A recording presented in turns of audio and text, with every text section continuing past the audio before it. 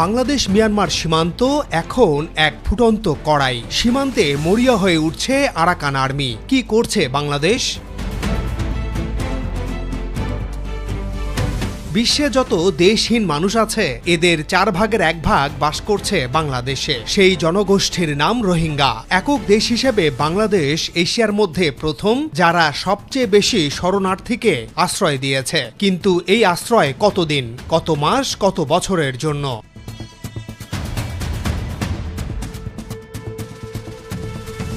2017 সালের 27 আগস্ট থেকে 2025-এর 27 আগস্ট 8 বছর হলো 13 লাখের বেশি রোহিঙ্গা বাংলাদেশের কক্সবাজার জেলায় বসবাস করলেও এখনও একজন রোহিঙ্গাকেও মিয়ানমারে ফেরত পাঠানো যায়নি। উল্টো গত 1 বছরে আরও 1.5 লাখের মতো রোহিঙ্গাকে আশ্রয় দিয়েছে বাংলাদেশ।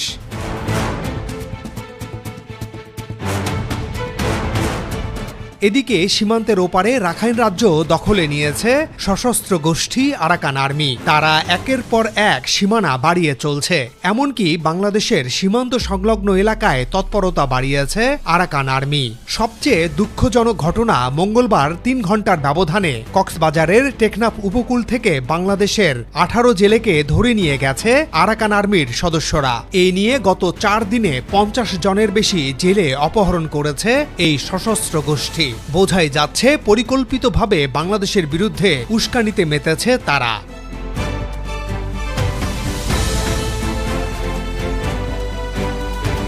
চীন ভারতকে হটিয়ে আরাকানে কেন নজর আমেরিকার? সীমান্তে আরাকান আর্মির এই চোখ রাঙ্গানি কেন সহ্য করছে বাংলাদেশ?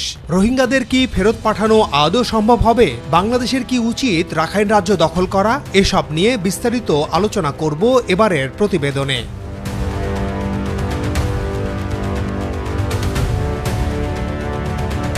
চীন ভারতকে হটিয়ে আরাকানে নজর আমেরিকার। রাখাইন রাজ্য আজ শুধু মিয়ানমারের সংকট নয়, আন্তর্জাতিক শক্তিগুলোর প্রতিযোগিতার কেন্দ্র।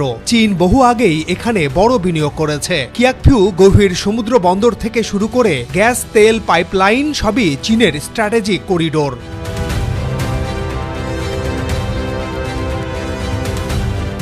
ভারতও পিছিয়ে নেই। তার কালাদান প্রকল্প রাখাইনের মধ্য দিয়ে উত্তর পূর্ব ভারতে পৌঁছানোর চেষ্টা করছে। বাংলাদেশকে পাশ কাটিয়ে কলকাতা থেকে ভারতের 7 সিস্টার্স তথা উত্তর পূর্ব রাজ্যগুলোতে প্রবেশের নতুন পথ তৈরি করছে ভারত। এই পথ যাবে মিয়ানমারের ভেতর দিয়ে মিজোরাম সীমান্তে।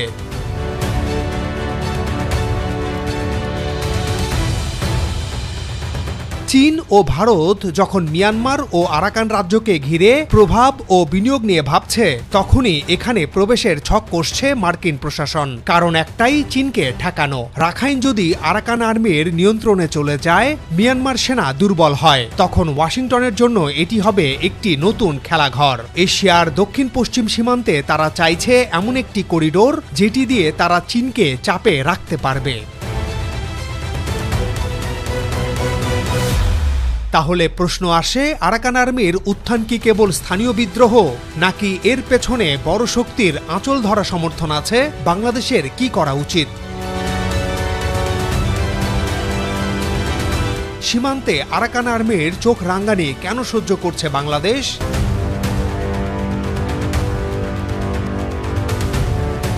বাংলাদেশের সীমান্ত লাগোয়া এলাকাতেই এখন আরাকান আর্মির দাপট।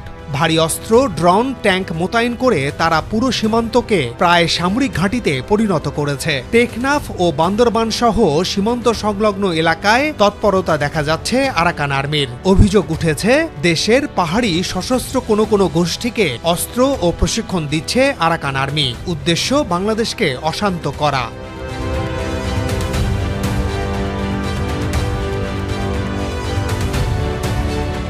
সম্প্রতি আরও বেপরোয়া হয়ে উঠেছে আরাকান আর্মি।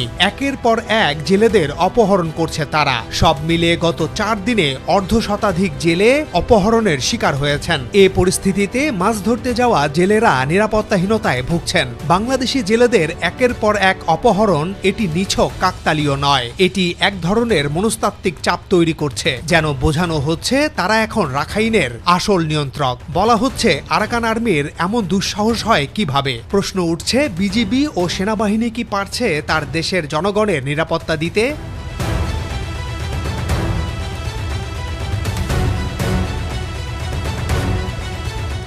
বাংলাদেশ সরাসরি সামরিক পদক্ষেপ না নেয়ার কারণ একটি সংঘর্ষ মানে শুধু সীমান্ত নয়, আঞ্চলিক ভূ রাজনীতির অগ্নিস্ফুলিঙ্গ। চীন, ভারত আর আমেরিকার স্বার্থ যেখানে জড়িয়ে আছে, সেখানে বাংলাদেশকে হিসাব কষে চলতেই হবে।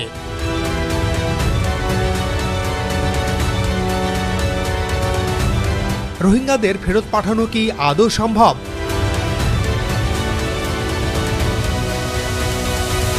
মিয়ানমার থেকে বাস্তুচ্যুত রোহিঙ্গাদের ঢল যখন বাংলাদেশে আসে, সেই 2017 সালের আগস্টের 27 তারিখের দিকে আমি তখন সেই সংবাদ কভার করতে ঢাকা থেকে গিয়েছিলাম। এরপরেও কয়েক দফা রোহিঙ্গাদের নিউজ করতে আমার যাওয়া হয়েছিল। তাদের সাথে কথা বলে জেনেছিলাম তারা নিজ দেশে ফিরে যেতে চান, কিন্তু জীবনের নিশ্চয়তা চান, নাগরিকত্ব চান তারা।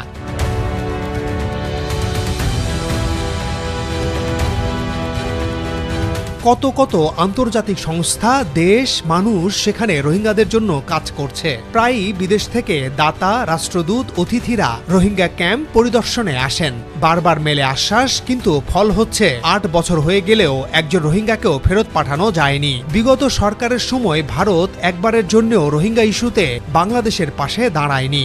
মিয়ানমার সরকারকে বলেনি রোহিঙ্গাদের ফেরত নেওয়া উচিত। চীন সবসময় দুই দিকেই ব্যালেন্স করে চলেছে। তারা মধ্যস্থতা করার দায়িত্ব নিয়েছে, কিন্তু মিয়ানমারের উপর জোর করেনি।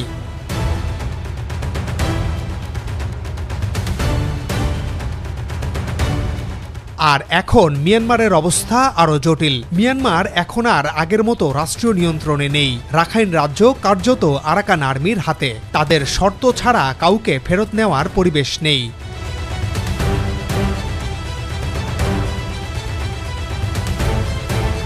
বাংলাদেশের ভেতরে চাপ বাড়ছে। 13 লাখ শরণার্থীর দায়িত্ব বহন করা সহজ নয়। প্রধান উপদেষ্টা ডক্টর মোহাম্মদ ইউনূস ইতিমধ্যেই বলেছেন, বাংলাদেশের পক্ষে আর বেশি দিন এত শরণার্থীকে চালানো সম্ভব নয়। আন্তর্জাতিক সহায়তাও কমছে, ফলে পরিস্থিতি একদিকে মানবিক বিপর্যয়, অন্যদিকে নিরাপত্তা সংকটে রূপ নিচ্ছে। রোহিঙ্গাদের মধ্যে হতাশা বাড়ছে, অনেকে এখনো পালানোর চেষ্টা করছে অন্য দেশে। এই অবস্থায় বিকল্প পথ কি?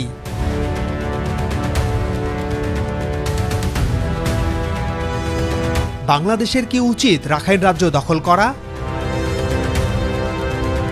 কিছু মহলে প্রশ্ন উঠছে, বাংলাদেশ কি রাখাইন দখল করে রোহিঙ্গাদের ফেরত পাঠাবে?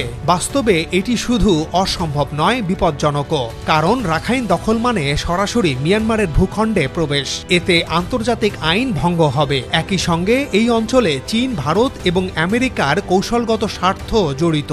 বাংলাদেশ যদি সরাসরি সামরিক পদক্ষেপ নেয়, তবে তা আঞ্চলিক যুদ্ধের সূচনা করতে পারে।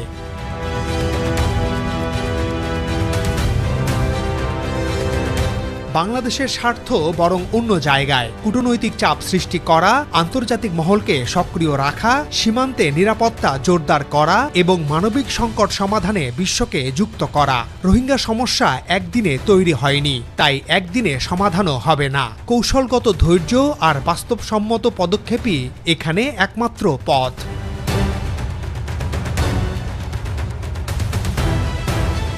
তবে এর মধ্যেই আরেকটি জটিলতা তৈরি হয়েছে। সরাসরি রাখাইন দখল না করেও রোহিঙ্গাদের ভেতরে গোপনে সশস্ত্র প্রস্তুতি চলছে। কক্সবাজারের শিবিরগুলোতে Arakan Rohingya salvation army, ARSA, Rohingya solidarity organisation, RSO এবং আরও কয়েকটি গোষ্ঠী নতুন করে সংগঠিত হচ্ছে।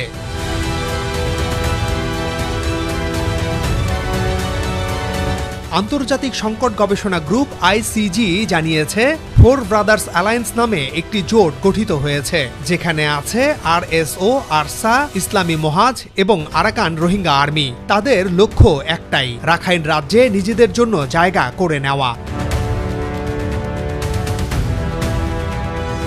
রয়টার্সের প্রতিবেদন বলছে, প্রায় 3 থেকে 5 হাজার রোহিঙ্গা যুবককে ইতিমধ্যে যুদ্ধে অংশ নেয়ার জন্য উৎসাহিত করা হচ্ছে।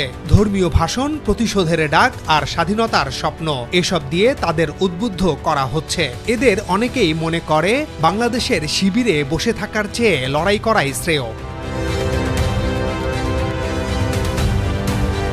কিন্তু বাংলাদেশ কি তাদের সহযোগিতা করছে? সরকারিভাবে এর উত্তর না। বাংলাদেশ সেনাবাহিনী কোনো প্রশিক্ষণ বা অস্ত্র দিচ্ছে না, বরং সীমান্তে কড়া নিরাপত্তা জোরদার করা হয়েছে। রোহিঙ্গা সন্ত্রাসী কর্মকাণ্ডে যুক্ত অনেককে গ্রেপ্তারও করা হয়েছে। এমনকি আরসা প্রধান আতাউল্লাহ জুনুনিকে সম্প্রতি ধরা হয়েছে, তার বিচার চলছে।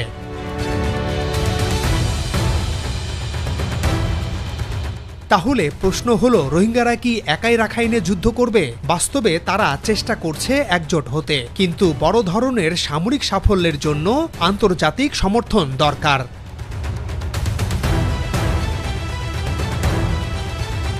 বাংলাদেশও বোঝে সরাসরি এই যুদ্ধে জড়িয়ে পড়া তাদের পক্ষে সম্ভব নয়। তাই কৌশল হচ্ছে নিজেদের নিরাপত্তা নিশ্চিত করা, আন্তর্জাতিক মহলকে চাপ প্রয়োগে সক্রিয় করা এবং রোহিঙ্গাদের টেকসই প্রত্যাবাসনের জন্য বহুপাক্ষিক সমাধান খোঁজা। অর্থাৎ রাখাইন দখলের স্বপ্ন নয়। বাংলাদেশের জন্য সবচেয়ে বড় চ্যালেঞ্জ হচ্ছে কূটনীতি, ধৈর্য এবং বাস্তবসম্মত পথ অনুসরণ করে রোহিঙ্গা সমস্যার টেকসই সমাধান নিশ্চিত করা।